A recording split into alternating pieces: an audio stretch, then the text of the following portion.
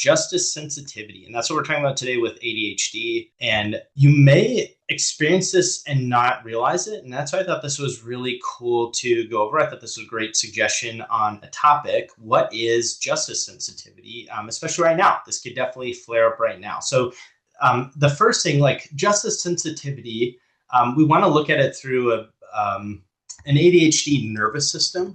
What it is, it's the tendency to like deeply notice, sometimes fixate on, or experience intense emotional or behavioral reactions to perceived unfairness. So if you have this, or if you have ADHD, it's people with this trait that feel powerful, sometimes overwhelming drive to rectify wrongs, to stand up for the little guy. If there's inequity, it could happen to you, it could happen to somebody else, the broader world, right? And that's what justice sensitivity is.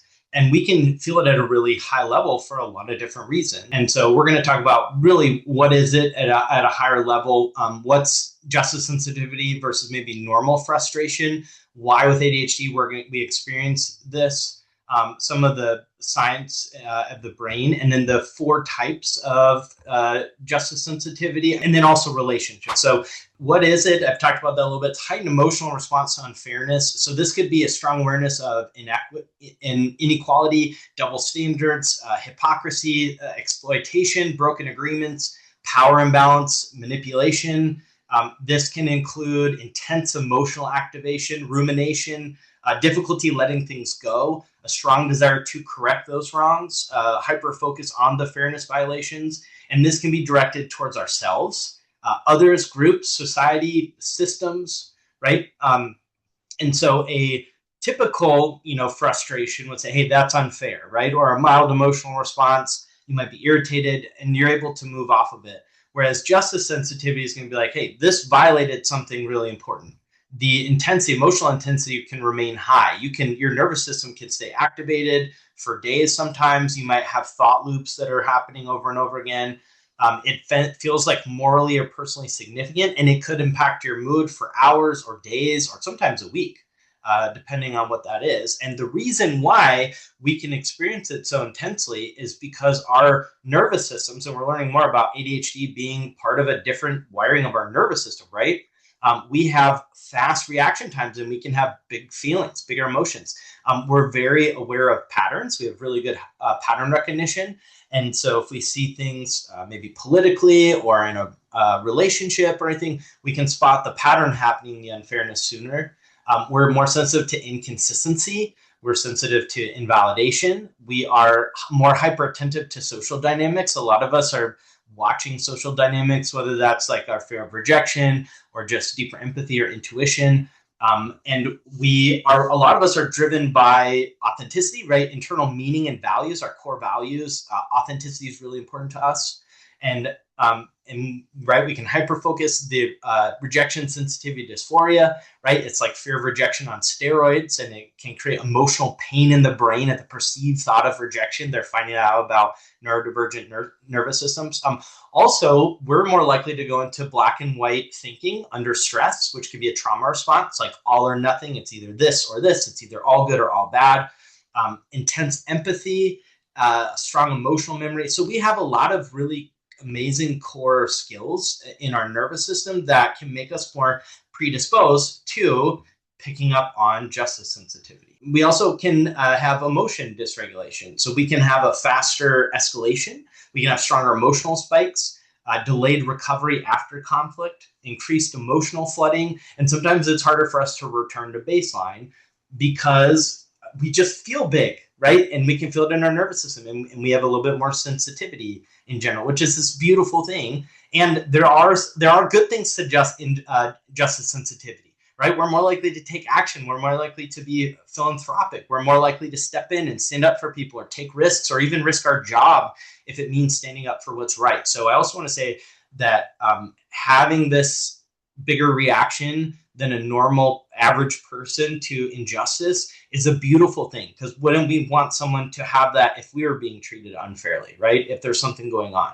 And so this unfairness, it's not just cognitive, sometimes it's physiological for us. And we can have adrenaline, we can have increased heart rate, muscle tension, urgency, even fight or flight activation. We might want to fight. So our brains are driven by salience, right? So things feel more important when they're new they're emotional, they're urgent, they're interesting, there's a threat, there's a moral activation. And so perceived injustice for us can activate this threat detection, right? Hyper focus. And so we can't easily deprioritize the issue, and we might repeatedly go back to the unfairness. And then to just add to this, our rejection sensitivity dysphoria, which is really important if you haven't heard of that.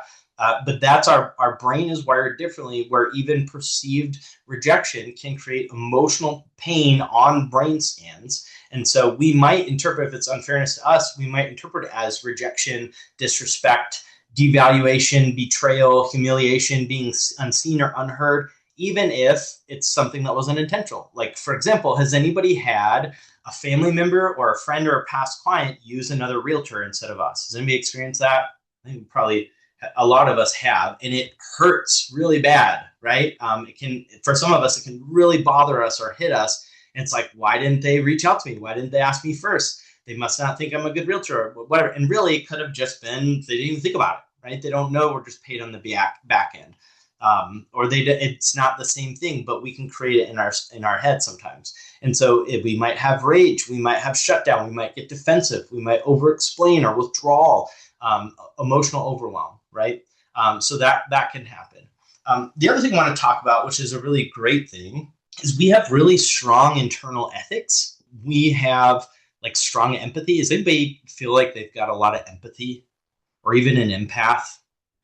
Or just they're sensitive, right? Like I wouldn't necessarily say I'm an empath, but I have a lot of empathy, almost too much sometimes, where I've got to figure out boundaries, like when I was a kid and I had my allowance, I would give it to homeless people, and then I would cry because I didn't have money, but in the moment I'm like, oh my gosh, they don't have food. Like, you can take my allowance. And I'm like, oh, you don't think about the consequences.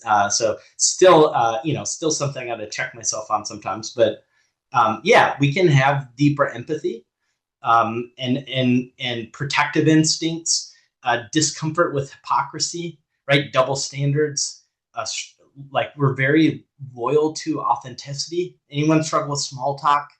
It's just like, ooh, or just kind of fakeness or inauthenticity. It's hard, right? We can be passionate. And so again, we're not too emotional. We're not too whatever. We're deeply values driven. And so here are 4 types of justice sensitivity. And I thought this was really interesting. So number 1 is victim sensitivity. So we might have a strong reaction when we're personally wrong. And I don't mean victim in the sense like, oh, you're being a victim. I mean, like, literally, like if you're a victim, right? When you're personally wrong, when it's really unfair to you, that can cause that justice sensitivity when you notice that. The second one is observer sensitivity. So strong reaction, witnessing unfairness towards others, right? That person's being mistreated. And you might have one that's stronger than others. Mine, I think the observer sensitivity is, I don't know if, and feel free to type in the chat, and I'm going to go through all of them, but I can tell you mine is probably observer sensitivity. When I'm witnessing unfairness towards others, that will trigger something in me more than me being treated poorly by somebody else. If I see, and probably maybe I need to work on that, but if somebody talks down to me or talks bad to me, like, I'm not going to like that. But if I see that happening to a kid, or if I see that happening to someone else, I'm going to get way more upset and angry over that sometimes than somebody talking to me. And so that's number 2. Number 3, beneficiary sensitivity. So this is discomfort benefiting from unfair systems. So you might feel guilty for getting something that others don't get. So you feel discomfort from having privilege of certain things, right?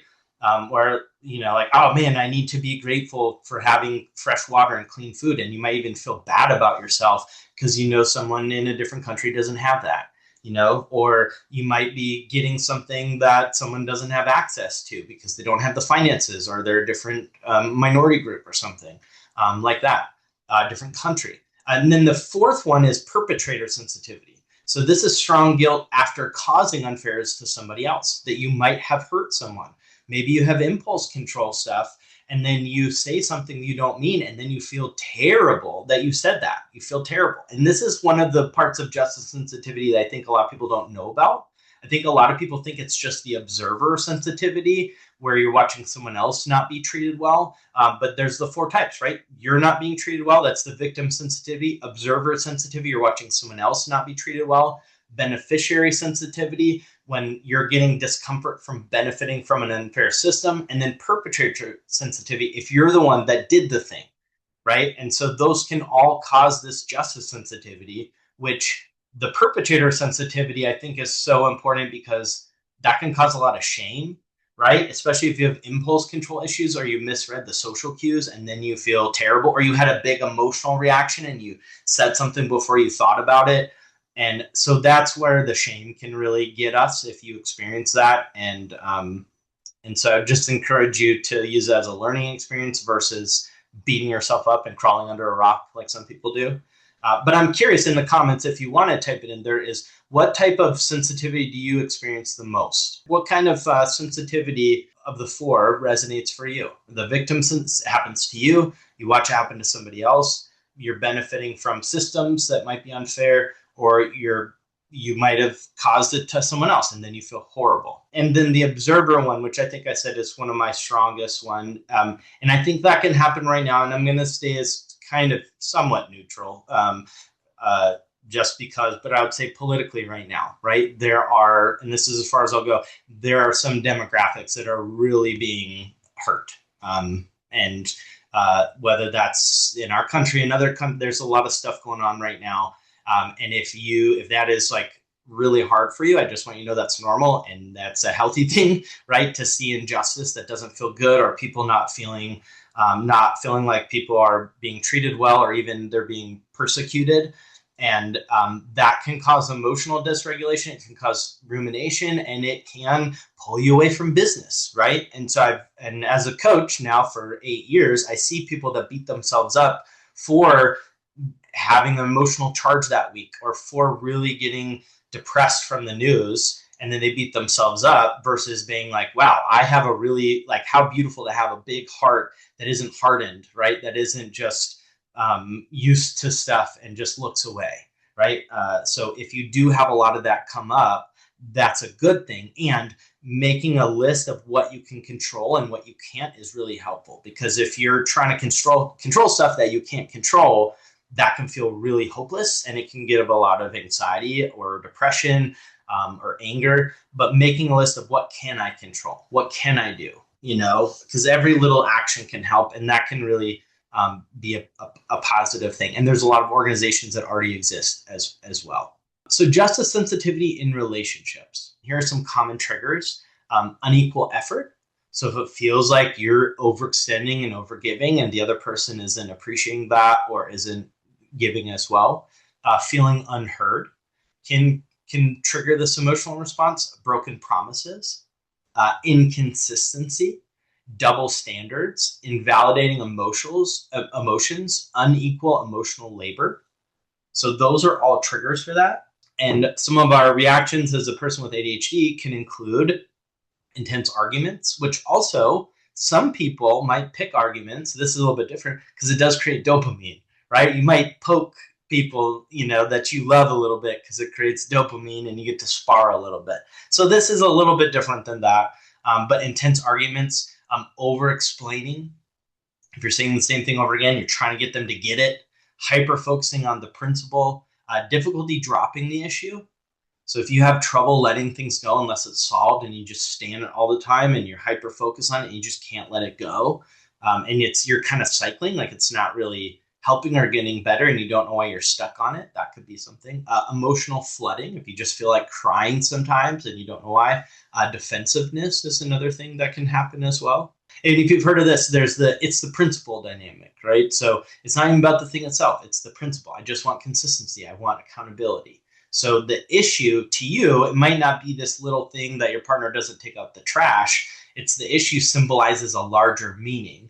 And so fairness can actually feel tied to respect, safety, trust, predictability, and emotional security. So if and I've experienced this before in a past relationship where, there's something, and it's like, it's not about that you didn't take the trash, or it's not about that you don't cook dinner. It's like the bigger picture. And if you're not really listening, you're not grasping what the person's trying to say.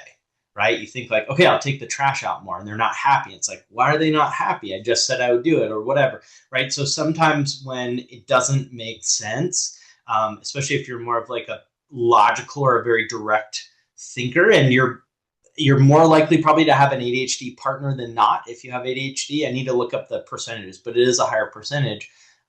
There might be something else that in there that you might not be picking up on besides just the words. There might be another meaning of what they're actually meaning. So here is a conflict escalation pattern that can happen in ADHD justice conflict cycles. And you know I like relationships. I thought this was really interesting. So here's how this can play out. One, there's perceived unfairness, right? Two, there's an emotional spike. Then three, your hyper-focus activates. Four, the urgency increases. Then five is a repeated discussion attempt. Six, the other person can withdraw or minimize because it might be really overwhelming, right? If you have that, you like let it build up and fester, and then it comes out like really big, all out from nowhere, and they're like, whoa, so they might withdraw or minimize, which can make you feel worse, even though they're emotionally flooded. Then we can feel, number seven is we feel maybe invalidated. And then number eight, our emotional intensity increases further, or we keep trying to explain. And the final result, sometimes we can be exhausted or have shame or relationship strain, right? So this is like sometimes, unless you're aware of this, that can be what the escalation looks like versus this is easy. And I've done some, I have a mental health background. I'm not the expert on it, but one of the best things you can do with any relationship, whether that's a partner, a coworker, an office, your admin, whatever, is figuring out what you need. So instead of what you don't like or what's not going well, it's like, what do I need, right? So instead of saying, you never do this, you never take out the trash, you don't care about me, blah, blah, it's like, hey, it's so helpful when you take out the trash. I would love for you to do that, 3 days a week. And I'd love for you to cook dinner 3 days a week. That's really important to me. Could you do that for me? Right? That's a very different conversation, and you're not going to trigger the defensiveness. So, and it's hard when we can get in that like emotional activated space, and we can get into all or nothing, or maybe a trauma response or rumination, or you don't feel heard, especially if you grew up really not feeling heard. Sometimes it can come out really loud, even if we have a supportive partner, because we're so used to not being heard. So we had to be really big. And if you grew up in a family like that, you had to be really big and loud and emotional for someone to actually listen to you. It depends on your background. I've just observed that in mental health and with clients. But so just remember, focus on what you do want and tell people what you do want as much as you can versus what they're not doing right.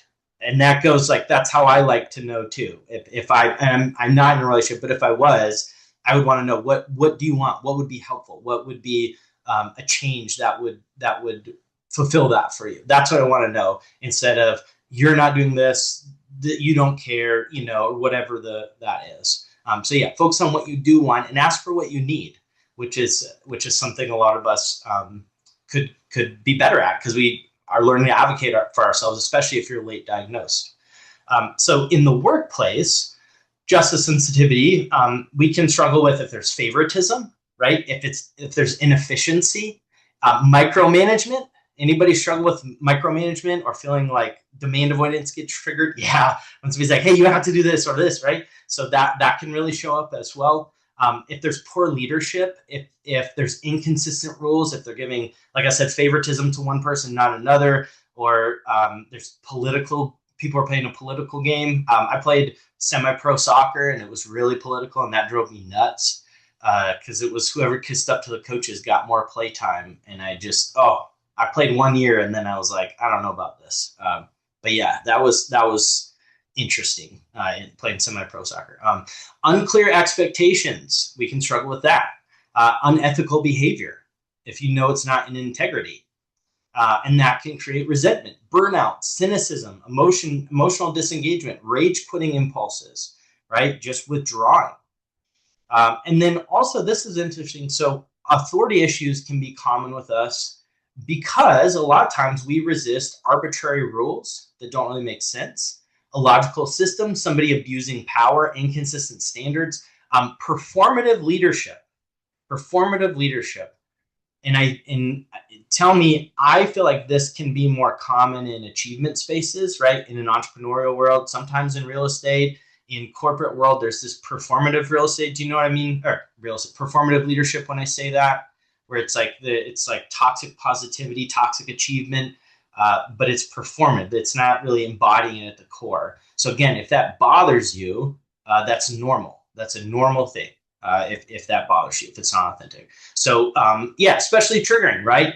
If somebody says, because I said so, environments, leaders who demand respect without earning it. So this isn't like us being just defensive or oppositional. This is like integrity, right? Social justice and ADHD. A lot of ADHD adults are deeply drawn to advocacy, reform, activism, human rights, equity issues, protecting marginalized people, right? Because we have the strong emotional empathy, because we have the pattern recognition, emotional responsiveness, we have this intolerance for hypocrisy. Again, like high emotionals around suffering. And that's hard because we don't want to look away, but we can take that in a lot more than the average person. And then what do we do about it? So that's the thing. If you know, on our phones, right? If you've seen those videos, we're sitting here in our house and we're scrolling on our phones and we're taking a work break, and all of a sudden we're seeing really graphic things or really horrible things that are happening all the time.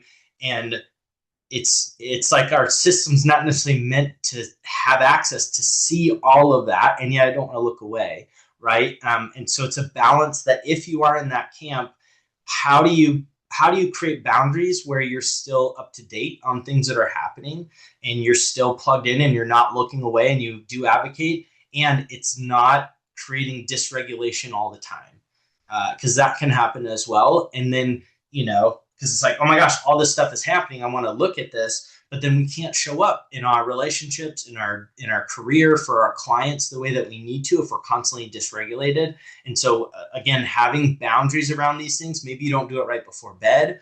Maybe you do it after you finish your workday. Maybe it's not the first thing in the morning that you look at. Maybe you have one account that's just for, you know, happy, lighter stuff. You have another account, maybe your TikToks for causes and your Instagram is for cooking or whatever. And you have a space where it's not popping up all the time, where your nervous system's on alert. Because again, a calm, regulated nervous system is going to be the most productive nervous system, right? So it's that balance. And that's a mistake that I see because I coach coaches as well.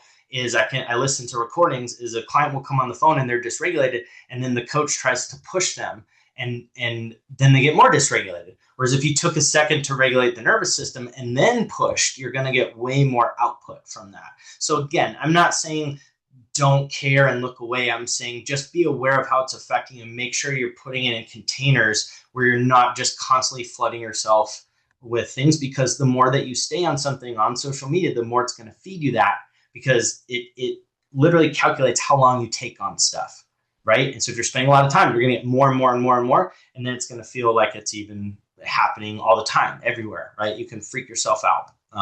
So just, again, be aware of that, because justice sensitivity can create chronic stress, right? And so we can feel responsible for fixing things.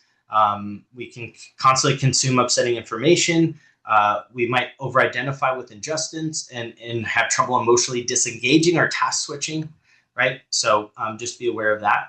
And then black and white thinking. So this is all or nothing thinking. It's either going to be perfect or horrible. I'm either going to do this whole workout plan and be extreme, or I'm not going to do it at all, right? I'm either going to win or I'm going to fail. This is it. And a lot of times you can, if it's one or the other, right? If there's no other options, like it's either this or this, that's an indication. It can be in black and white thinking, or the words never, always, every time, you know, those can also be indications of that. And so it's an indication of less cognitive flexibility.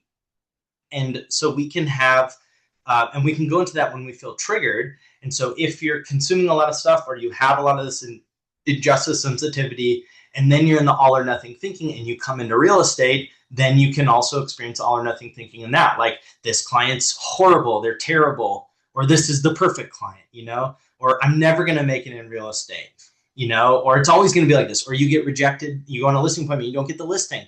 And then you might be like, listing appointments, I get so much anxiety, I'm never going to do this again. Or you call one for sale by owner and you're like, oh, I'm never doing this again, right? So the all or nothing thinking, and it's a trauma response, which at the time, right, for trauma, it's like, is this safe or not safe? Is this person safe or not safe? So it's a helpful tool when you're actually in a trauma situation, but not when you're sitting at your desk trying to work, right? Not when you're navigating relationships.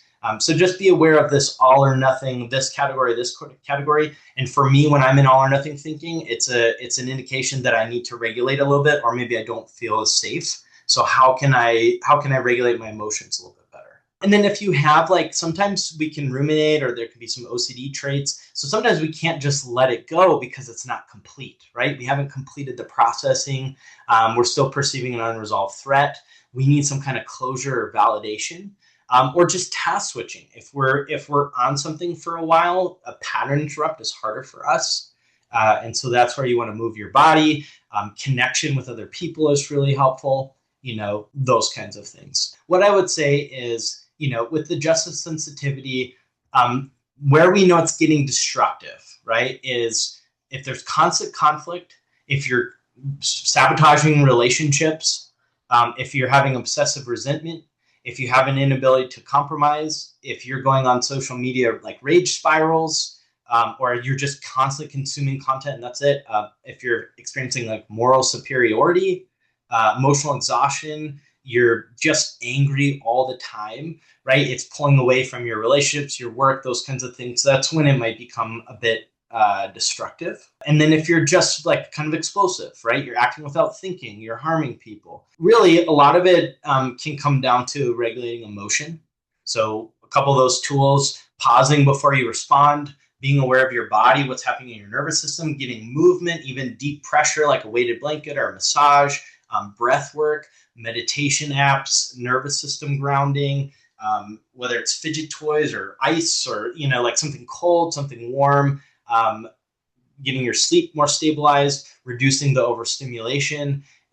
So we want to regulate before we try to resolve things, if that makes sense, especially if you're going into a conversation. Just sitting with it, not acting on impulse, and just pausing can be really helpful. So there's, again, and some of it's valid, right? So I would say if you're dealing with a lot of justice sensitivity, what I would say is, one, writing stuff out or talking stuff out is really helpful.